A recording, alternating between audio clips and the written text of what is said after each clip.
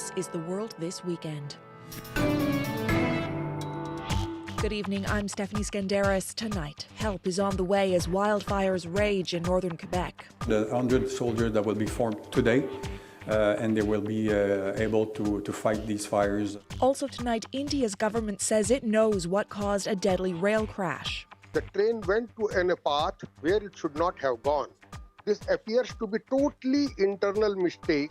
And a close call in the Taiwan Strait after a Chinese warship crossed paths with a U.S. destroyer. Rein in that kind of conduct, because I think accidents can happen that could cause things to spiral out of control. That's later, but first.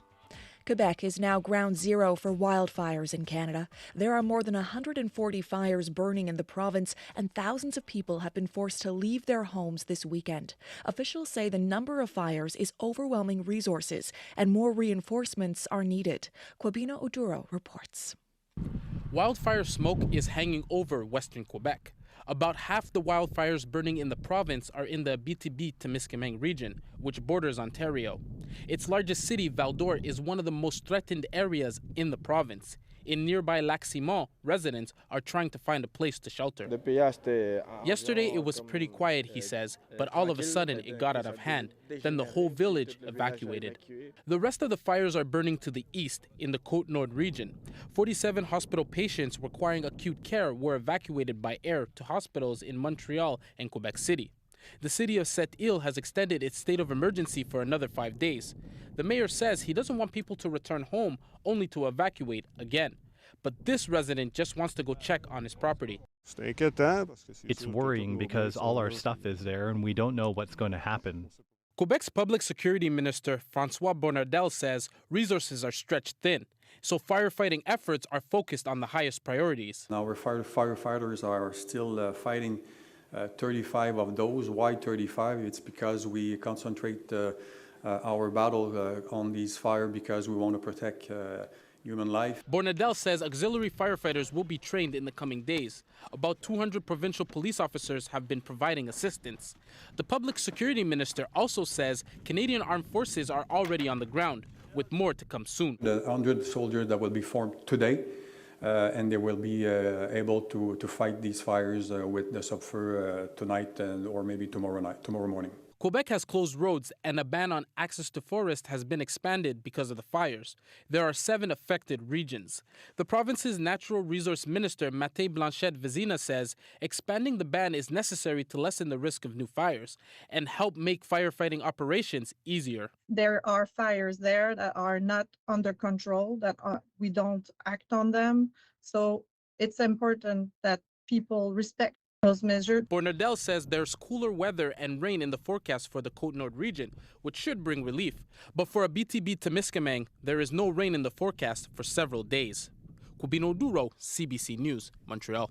Nova Scotians can soon get back to nature. A week after a wildfire near Halifax forced more than 15,000 people to flee their homes, the province will soon lift its ban on activities like hiking, camping, and fishing in the woods. It's a sign that fire conditions are improving. But as Kate McKenna reports, for many, the extent of the loss is finally hitting home. Unfortunately, my house is burned to the ground. Julie Marchand says she's still in shock. Her family lost their home of 16 years. They also lost their cat. When people started learning of their situation, she says the support was overwhelming. So we had a stranger just come to our door with these 2 stuffies that she had purchased for my kids that resembled the cat. And it's just these little, they're so big that, people say, oh, it's just a little thing, but it's not little when we know we're in the thoughts of everybody around. Thank you. That spirit on full display at a center in Halifax, where volunteers sort piles of donations almost as high as the ceiling. Oh my gosh, it's been overwhelming. The community has been so generous. Lauren Gertz is coordinating the effort. When we put the call out, you could see the floor, and we weren't working with a lot, but over the last few days, we've had thousands of donors come by and donate their clothing and housewares and footwear to really help give back to the community at this time. This weekend brought much-needed rain. Conditions are improving.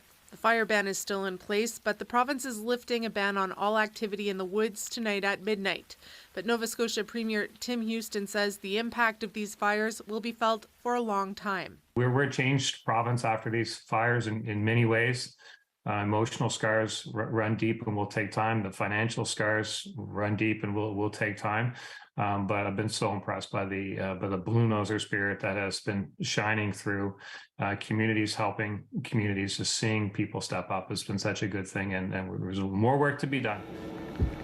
Southwest of Halifax in Shelburne County, the largest wildfire in Nova Scotia's history is still out of control. Crews set up a camp for an additional 300 firefighters coming from as far as Costa Rica. District Fire Chief Dennis Pitts welcomes the reinforcements. People are getting tired, but that's expected. But the spirits are high. The guys that I've talked to, fire crews that I've talked to, they're all positive. You know, everyone's making a difference here. Those extra firefighters are set to get more help from Mother Nature. More rain and more cool temperatures are in the forecast this week. Kate McKenna, CBC News, Halifax. India is dealing with the grim aftermath of one of the country's worst ever train disasters and figuring out what caused it. Friday's crash involved 2 passenger trains and a freight train. Officials initially said nearly 290 people had been killed and more than 1,000 injured, but some of those numbers are changing. For more on this, we reached Salima Shivji, the CBC South Asia correspondent in Mumbai. We spoke to her earlier. So, Salima, the official number of those killed appears to be going down. Can you explain to us why that is? Yes, well, in the chaos of those first frantic hours after the train crash on Friday evening, there were 3 trains piled up, mangled metal everywhere, and there was a rush to count bodies and a massive rescue effort, of course, for the hundreds of injured. Many of them had to be rushed to hospital for urgent care. So in that chaos, there was an issue with counting. Officials have now had to adjust the numbers that they released earlier. Here is the state of Orissa's Chief Secretary, Pradeep Jena. They found that few dead bodies have been reported twice, double counts.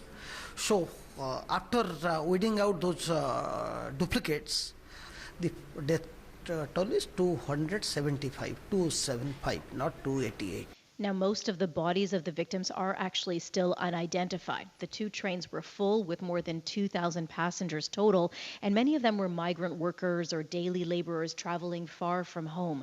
Their families are now struggling to get to the site of the wreck, an issue compounded by the lack of train service with these tracks disabled. And officials believe there is a preliminary finding now in the cause of this terrible accident, right? What are they saying? Yeah, a preliminary report is pointing to possible signal failure. So what we know is that one high-speed passenger train, which was barreling through the station, somehow switched to the wrong tracks where there was a stopped freight train. The trains collided at high speed and several carriages spilled over to the opposite tracks. Within a fraction of a second, another express passenger train heading in the opposite direction crashed into the first 2 trains. Now, India's railway minister who visited the site today suggested there was an error in electronic signals that sent that first passenger train onto the wrong tracks. But the question is how that happened. Authorities have promised punishment for whomever is responsible, and they've launched a high-level inquiry, so human error or sabotage have not been ruled out yet. But the train accident, one of India's deadliest ever, has already raised long-standing questions over safety on the country's railways. Just thinking about people rushing to the accident sites, looking for their family members, is heartbreaking to think about. How are those who had loved ones on the trains coping?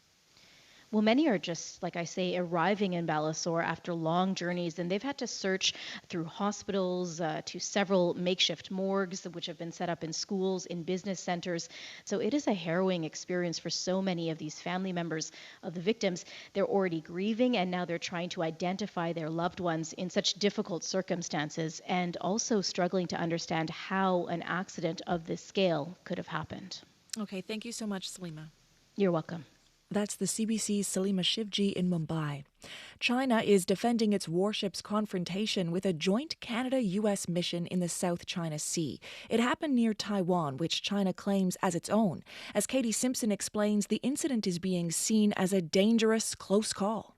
We've seen another incident where one of their ships crossed in front of one of our ships. What happened in the Taiwan Strait is irresponsible, according to U.S. Defense Secretary Lloyd Austin. On the sidelines of a high-profile defense summit, he then delivered a blunt warning to decision-makers in Beijing. To rein in that kind of conduct, because I think accidents can happen that could cause things to spiral out of control. On Saturday, an American destroyer and a Canadian frigate, HMCS Montreal, were conducting a routine south-to-north patrol of the Taiwan Strait. That's when a Chinese warship sailed directly into the path of the U.S. destroyer. It forced the Americans to immediately slow down to avoid a collision. At one point, the Chinese warship was only 137 meters from the U.S. vessel. Retired U.S. Colonel Cedric Leighton called the Chinese maneuver unprofessional. That is a really dangerous thing to do. I mean, we're talking a very short distance. Something could go terribly wrong. The incident underscored tensions in the region, which were previously scheduled to be discussed at the Shangri-La Dialogue, that strategic gathering in Singapore drawing defense leaders from around the world, including the U.S. and China. China's new defense minister, Li Shangfu, denied any wrongdoing and accused the U.S. of provoking China, saying it should refrain from wandering around other countries' territorial waters and airspace. The Taiwan Strait is international waters, despite contrary claims by China. The relationship between Washington and Beijing has long been difficult, but has worsened in recent months amid growing international concern China is preparing to take action against Taiwan. We have to maintain open channels of communication to avoid misunderstanding. Canada's Defense Minister Anita Anand used her speech at the summit to call for stability in the Indo-Pacific, promising to increase Canada's presence in the region. But with this latest incident causing such alarm, hope for a new sense of stability seems unlikely. Katie Simpson, CBC News, Washington. It's been 34 years since China's bloody crackdown on the pro-democracy protesters in Tiananmen Square on June 4, 1989. On the anniversary, China tightened access to the area in central Beijing, while in Hong Kong, police arrested or detained dozens for breaking a national security law. But as Philip Lee Shannock reports, activists are determined to keep the memory of what happened alive. Hong Kong police arrest 67-year-old activist Alexandra Wong, also known as Grandma Wong, and take her away in a van. In the past, authorities in the Chinese-controlled territory had tolerated annual events commemorating the 1989 military crackdown on student protesters in Beijing's Tiananmen Square. Louisa Lim is author of The People's Republic of Amnesia, Tiananmen Revisited. 4 years ago in Hong Kong, 190,000 people came out. Today in Hong Kong, standing on the street holding flowers is enough to get you taken away by police. Hong Kong imposed a national security law in 2020 banning memorial events. Instead of activists remembering the victims in the city's Victoria Park, pro-Beijing groups held a carnival to mark Britain's 1997 handover of Hong Kong to China. Even people who are just wearing black are being questioned or taken away. Colin Robertson was the consul in the Canadian Commission in Hong Kong at the time. There's chaos and uncertainty. What was going to happen next in China? Looking back, he says, Tiananmen was a pivotal moment for Canada. The outflow of people from Hong Kong who are highly entrepreneurial have changed Canada by far for the better. Now activists say authorities in Hong Kong are removing books and other materials about Tiananmen from public libraries. I was the last one to leave Tiananmen Square when the troops attacked us and chased us out. This week in New York, Zhou Fengshuo, now 55 years old, helped open the June 4th Memorial Hall, where photos, news articles, and even blood-stained banners and clothing are on display. It's our sanctuary, it's our home base. It's a place we can commemorate these who died and remember the fight of freedom for millions of people. Candlelight vigils are planned around the world tonight, including in Toronto and Vancouver. Philip Lee Shannock, CBC News, Toronto.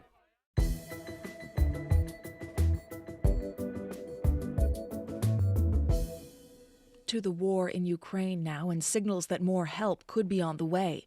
In an exclusive interview with CBC News, Poland's Prime Minister calls on Canada to be part of additional assistance that is urgently needed. JP Tasker reports. In Dnipro, the sounds of an unrelenting war. A Russian missile attack leveled parts of this eastern Ukrainian city.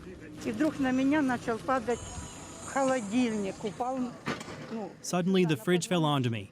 It hit me on my lower back. I was watching how everything collapsed, says his resident. As Ukrainians grapple with violence, the country's troops are preparing to launch a counteroffensive. Soldiers trained by Canada and other NATO allies will lead the charge. We're waiting for the orders. The moment they come in, we'll attack, says this officer stationed near the eastern front line. At a summit in Singapore this weekend, Canada's Defence Minister Anita Anand met with her Ukrainian counterpart. We were so pleased to join the tank coalition and deliver 8 tanks. In an exclusive interview with CBC's Rosemary Barton Live, Polish Prime Minister Mateusz Morawiecki says he wants more from Canada as the war intensifies. I'd advise everyone to spend even more because security, stability is the backbone and foundation of any prosperity and any long-term developments. Canada has already committed some $8 billion in assistance to Ukraine. After meeting with Poland's leader, Prime Minister Justin Trudeau signaled there may be more on offer. We continue to stand as two of the strongest voices around the NATO table. NATO leaders will meet next month in Lithuania. Ukrainian President Volodymyr Zelensky is lobbying for membership in the military alliance, something the Polish Prime Minister eagerly supports. They are a democratic country in a war, and they deserve to be supported. While Canada is on board, it's still seen as a long-shot bid. What's more likely is a security guarantee, something the country needs as it prepares to strike back against Russia. JP Tasker, CBC News, Ottawa. Pakistan's embattled former prime minister says the country's military is trying to destroy his party. Imran Khan made the comments from his home in Lahore. It is completely the establishment. I mean, establishment obviously means the military establishment, because they are really now openly, I mean, it's not even hidden now, they're just out in the open. Khan's arrest last month prompted his supporters to attack military offices and protest Pakistan's spy agency, which in turn prompted a crackdown on PTI party supporters. Thousands of people were arrested, and the party alleges that women who were detained have faced serious harassment while in custody, a claim the government strongly denies. Freelance reporter Abdul Sattar tells us more from Islamabad. When Khan was arrested on May 9, his supporters reacted with fury. Thousands of protesters took to the street in Lahore and Rawalpindi, attacking army and government buildings. Many are in jail, awaiting trial by military courts. Imran Khan has alleged that many of his female supporters and party workers were targeted for harassment and arrest, including this woman who we are calling Isha Fatima. She's in hiding after going to a demonstration with some friends outside a military facility. She escaped arrest, but her friends were not so lucky. Rangers dragged my friends on the road and took them away. They were beaten, abused, and kept in a death cell. They were tortured. Isha Fatma says even after being released from jail, Imran Khan's female supporters and party workers face ongoing harassment. Women who show up at political rallies are photographed, and these pictures are shown off in their neighborhoods. They're used as tools of mental torture and harassment. The women who have escaped these jails are still being harassed in the name of investigation. Fatma Haider, a PTI activist from Lahore, says she was fired upon by a tear gas shell at a protest. Haider says facing this kind of treatment will discourage women from getting involved in politics. It's a patriarchal society. Any action that a woman takes has to be approved or sponsored by either her husband or her father or her brothers. It becomes increasingly difficult for women to step out of those boundaries and to participate as they would like to. The arrest of Khatija Shah, a well-known fashion designer, shocked many Pakistanis, especially because Shah is the granddaughter of a former army chief. She has been accused of participating in an attack on a prominent army building. The government says Khan is exaggerating the widespread arrest and abuse of his female supporters. Asad Bhatt, co-chairman of Human Rights Commission of Pakistan, says his commission did not find any evidence of torture. Our teams have visited, and we have been confirmed by other sources as well that there is no truth to what is being said regarding the ill treatment of women. Khan's party also claims that the treatment of its female supporters is unprecedented in Pakistan. But Nasir Zaidi, a prominent journalist who was publicly lashed in the 1980s for protesting against military dictator General Ziaul Haq, says it's nothing new. Even in the previous dictatorial regimes of General Ayub Khan, General Yahya, and Ziaul Haq, women were used to being arrested and even kept in torture cells for their participation in democratic activities.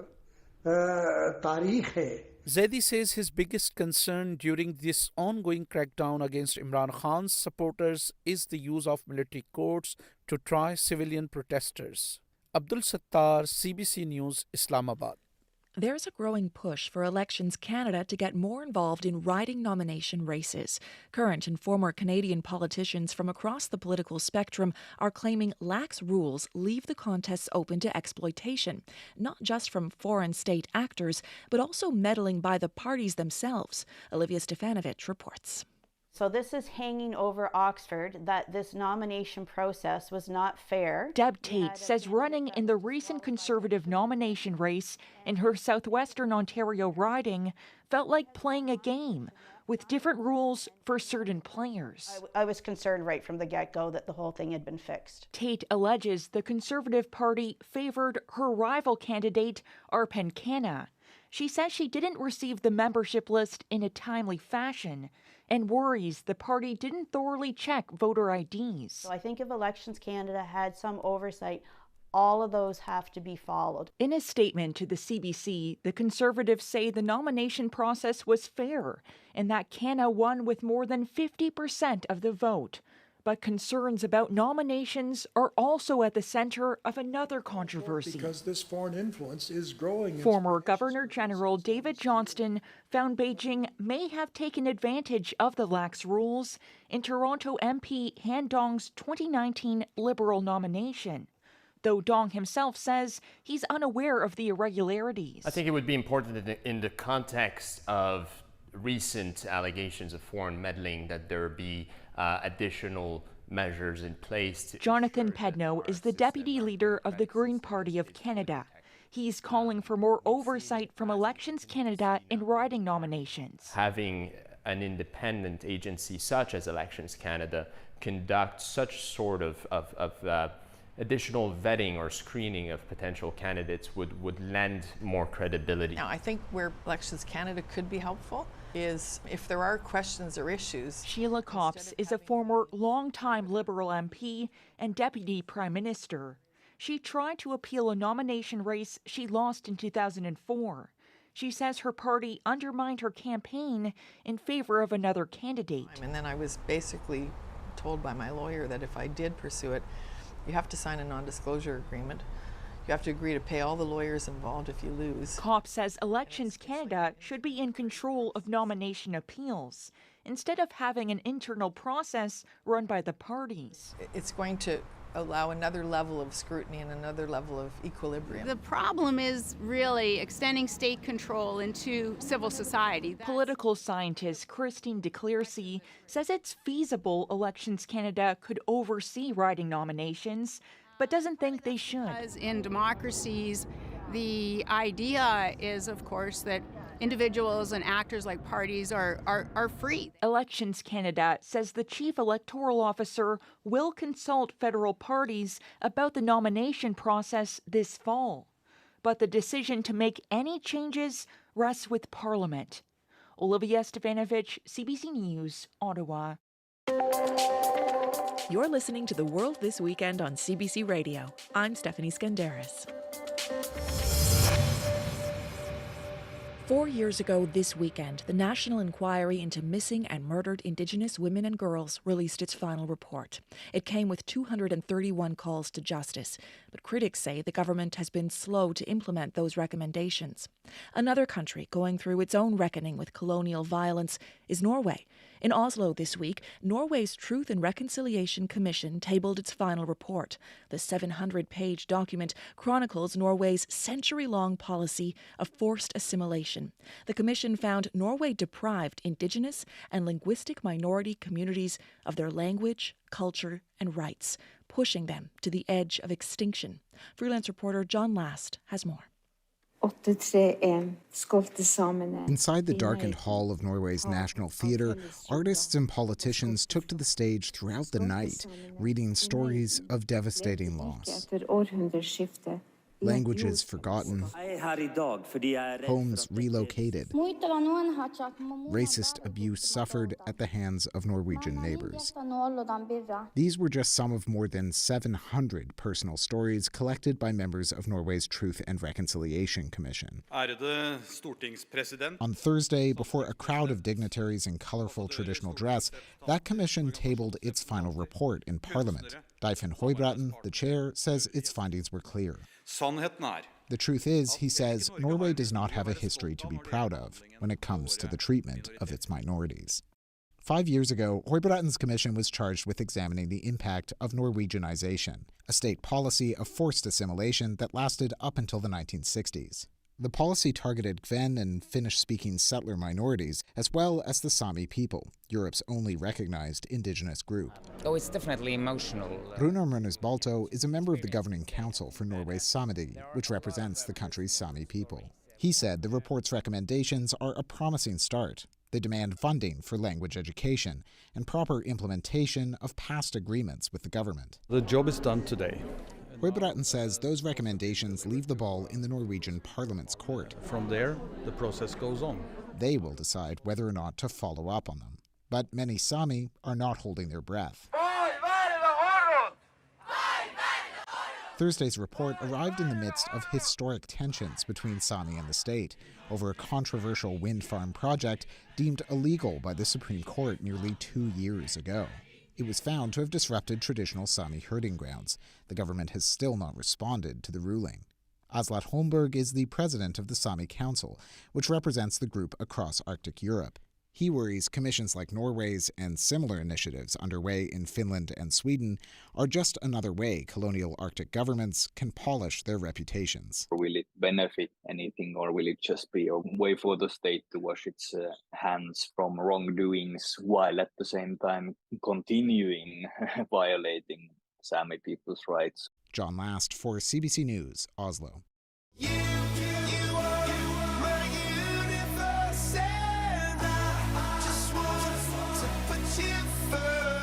Coldplay's been doing its part for the universe, or at least planet Earth, by finding an eco-friendly way to tour.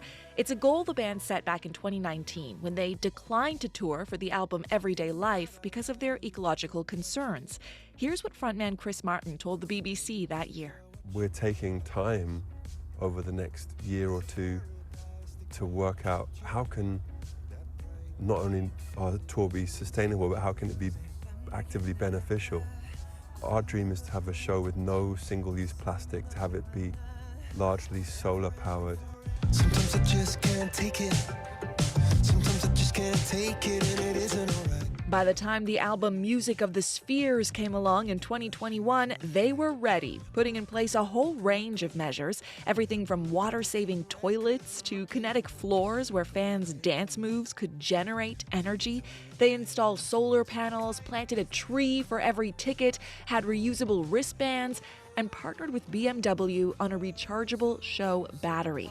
Some real scientific stuff. Questions of science, science and progress, do not speak as loud as my heart. Now the results are in. The band's announced that according to an independent analysis from MIT, they've reduced carbon emissions by 47% compared to their previous tour in 2016 and 2017. I used to rule the world, seas would rise when I gave the word.